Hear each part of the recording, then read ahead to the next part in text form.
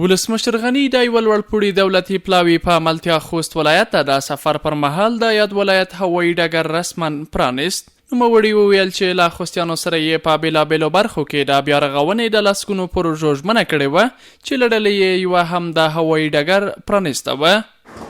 ما ډالۍ نن درته هوايي اډه وه، ډېر کلونه په انتظار وی، اما دا د خوست په اهمیت او په عزت وړه ډالۍ ده. ما ژمنه دا ده چې نورې ډالۍ به درکوم. ولسمشر دغه راز د خوست خلکو ته ډاډ ورکړ چې د یاد ولایت ښاري پلان یې په امریکا کې د ټولو نړیوالو سټنډرډونو په پام کې نیولو سره جوړ کړی او ډیر ژر به یې عملي چارې هم پیل شي. هغه د سیمه ییزو ارګانونو له خپلواکۍ ادارې وغوښتل چې خوست ته په 2 میاشتو کې لومړی درجې ولایتونو ته ارتقا ورکړي او د دغه کار لپاره د ټول اړین اقدامات ترسره کړي. کټوازی صاحب اول ولایت چې د درجې نظر نه ټول امکانات ورته برابر کې په 2 میاشتو کې به خوست کې لومړی درجه ولایت په واقعیت کې.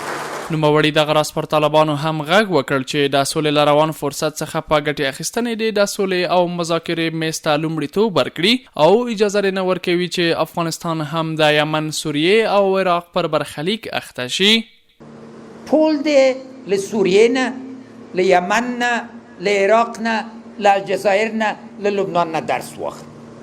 تاریخ هم په مخې کې تیر سوی کنه په بې اتفاقي باندې چې ټولیږي. نو ما خبره څه ده؟ راسئ شریعت د خدای منئ، خو راسئ کېنئ.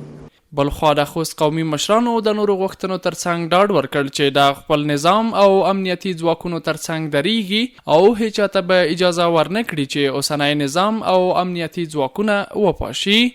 یو بل ډاډ ورکوم چې موږ خوستوالو هر وخت د نظام ملاتړ کړی دی او انشاءالله بیا به یې کوو. په دې لاره کې موږ هر از قربانۍ ته حاضر یو. موږ به جنګ هم کوو، د وطن نه به دفاع هم کوو، سر به هم ورکوو، وینې به هم ورکوو، د وطن دپاره به کار هم کوو. یوه لاس کې به بیل وي، بل لاس کې به ټوپک وي، دا به هم کوو.